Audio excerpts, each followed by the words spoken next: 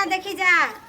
हमनी के तो शिव के गुरु बना ले बनी जा आ शिव के गुरु जब ले बनैनी जा तब ले गुरु जी हमनी के बड़ा दया बरसौले